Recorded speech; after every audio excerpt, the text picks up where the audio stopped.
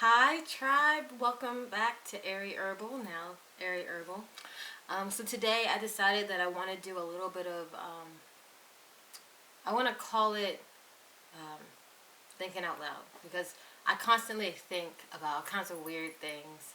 I'm constantly reassessing how I'm feeling and reassessing what I'm going through and what other people are going through. I might like see something and all of a sudden I'm stuck. So I figure I would talk about some of the thoughts that I've been having at least this morning. So this morning, I wake up and I go to the store. My car is broken, and my husband has his car, and I don't have anywhere to go right now. So I woke up. There's no tea in my house. We all know I need some tea. So I get up and I walk over to the store. Now the store is like, according to my phone, 1.5 miles away. No big deal. So I walk up to the store, and as I'm walking up to the store, of course, I'm thinking. Listening to music and thinking. Just thinking. And then walking back, and I'm thinking. And I'm thinking. And I had seen someone had said something like, I don't remember where I saw it. Someone had said something like, why, if I could do it, I grew up, with bad practices and you can change your practices or something like that. And that's completely fine, like, but you can't, I had posted about this already. You cannot be mad at other people for not being in the same place you are on your journey. People may use it as a crutch, but maybe they haven't found a way out of it yet. Maybe they don't think the same way you do.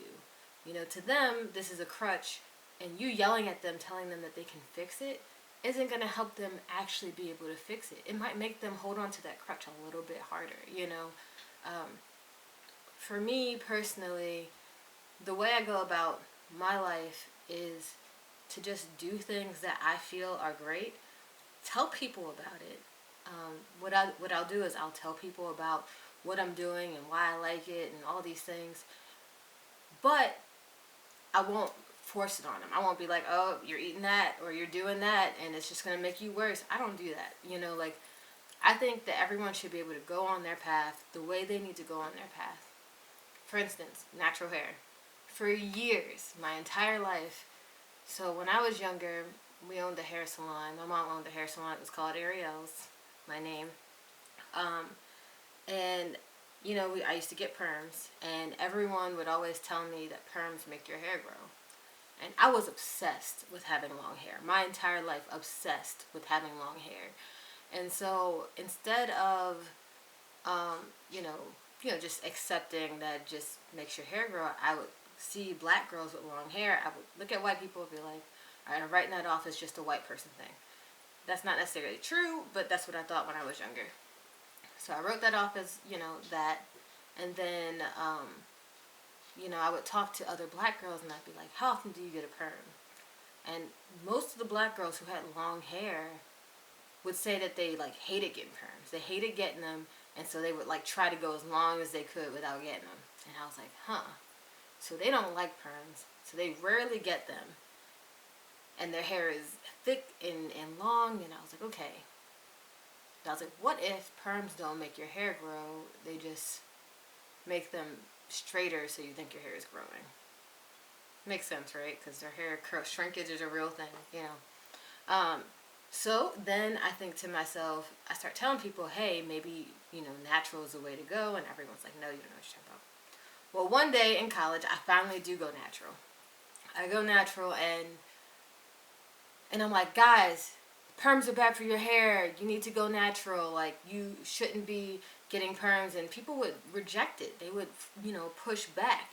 Like, it's very obvious that, you can see with all the people who have gone natural at this point. And at the time, there was a lot of natural people with long hair too. You could see it, but people would push back so hard because I was forcing it on them, and they weren't ready. They weren't there. They weren't ready for that place. You know what I mean? And then I would tell my friends and my family like, "Oh, you should go natural," and they're like, "No, never mind. I don't want to do that."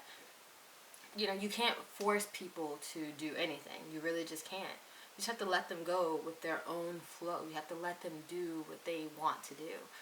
So eventually I recognized that. See, I was on my own journey. I'm sure someone else had already known that and probably had told me, and I don't remember it, of course, because, I was in my own place. I wasn't in the place to hear, you don't have to force your stuff on people, So, continuing on to that part of the story, later on, I stopped forcing people on it. Just kept talking about how much I loved my hair and how things kept changing, and slowly but surely everyone around me went natural. Like everyone, just like my mom, my sister, my friends. And one of my friends, she went natural, like, because she just got dreads and she was tired of her hair.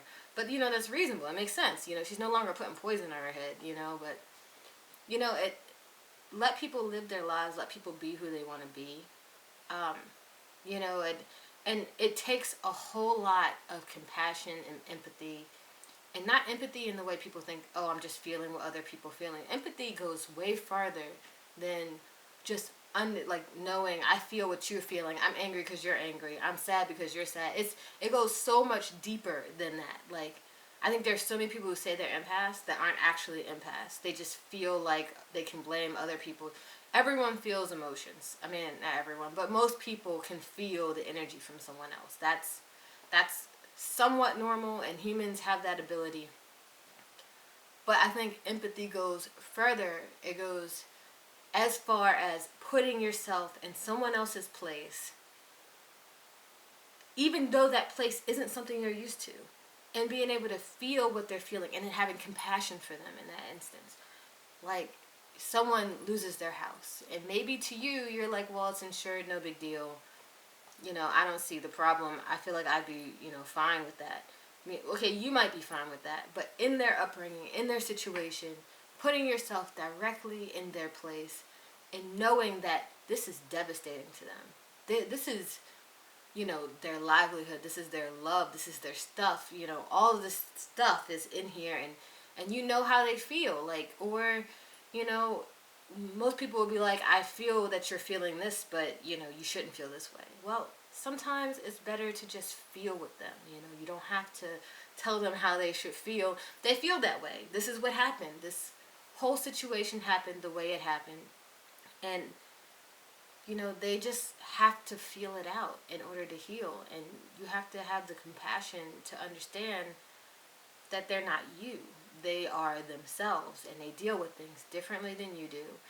And, there's nothing you can do about what they're feeling because, they're going through it and you're not, They're going through their specific situation. And even if you think the situation is exactly the same, they're not you, so the situation is different. I am the main culprit of being like, oh, well, you shouldn't feel this way, or you shouldn't do this. I'm the main culprit of it. But, you really have to be able to think about when you're doing something that's more harmful than helpful for someone. I have so many friends who fall for guys before they even start dating, and personally, I can't understand that. But, for me to be like, oh, you shouldn't be sad, you're never even dating them. That doesn't make them feel better. It makes them feel worse, and it doesn't add to the healing. You can talk about how you feel, and maybe they'll learn on their own. But they have their own ways of dealing with things, and they have their own place. There's not a one specific thing that everyone is going through. Compassion and empathy are like the thing that I think compassion specifically is going away, because people understand feeling what other people feel, but they don't understand feeling what other people feel in their situation and not relative to your own situation. A lot of people feel relative to their own situation. So it does really help to feel, compassion when people are going through things you just couldn't possibly understand. It's not only bad things, there's good things too. Why are you happy? Like, some people don't know how to experience happiness the same way you do. There was something else, but I think I ended up going with this direction. So, the way I think about it is, if I'm thinking about something and I really want to get it out, it must be a message. So for those of you out there who need some compassion and need some love, I'm here for you. I'm so glad that you decided to watch me, and I hope that if you have anything you need to talk about, you can message me. I usually like to talk to everyone. not snobby or anything like that. But I feel as if there are so many people out there who are in need of just someone to talk to who's not going to judge their situation. And quite frankly, I know I do that sometimes. I mean, I'm not judging their situation, but, assessing it from a standpoint that's my own standpoint is not always the best way to go about things. I had to learn to allow people to talk and tell me what they're feeling. I had to learn to ask them, how do you feel about this? What do you feel about this? And this is not to say, if people aren't in the same level as you, you should, wait for them and then, ruin your own, mental health. That's not the case. It's recognize that they're in a different place mentally. Let's say they're in a place of healing, and that place where they're at is hurting you, and it's not okay. It's just hurting you. Well, you have every right to be like, look, I gotta take a break from this situation. I'm not mad at you because I know you're in a place of healing where you're gonna hurt me, but also I need to protect myself. That's completely fine. There's nothing wrong with protecting yourself because you are in a place of healing where you know that you need to cut off negative ties. That's completely fine. But also, you have to have compassion for the other person who's still healing. You can't just decide, oh, they're a bad person. They're not there yet. They're not anywhere yet. They might not even be in a place to hear you say, hey, you should heal. Hey, you should do this. They may not even be a place to hear it. They probably won't even remember that you said it when they get there. They won't even know, So I think that, this was just a message of compassion. It's probably one of my favorite, anything. I love compassion. It's one of my spiritual gifts, I think. Along with my clairsentience and all that. It's all the same. It's not the same, but it's in this big bubble of me. But, I don't know. I hope that I have compassionate children in the future who love as hard as I do. Because I want that for the world, So thank you so much for joining me on my Thinking Out Loud episode number 1. The first time I ever do Thinking Out Loud. I guarantee you I'm going to do more. Continue to heal. If you like this video, like and subscribe to my channel. If you didn't like this video, check out some of my other videos. You might like those too. Thank you so much for joining me. Bye.